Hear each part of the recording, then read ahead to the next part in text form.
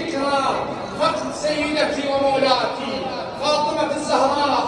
أنا يقبلك اليوم تفكيرك اليوم يروح للمدينة لبيت أمير المؤمنين، اللي أمير المؤمنين ذهب لدفن الزهراء وترك زينب والحسن والحسين بغاية الحسن، وهم يودعون أمهم الزهراء.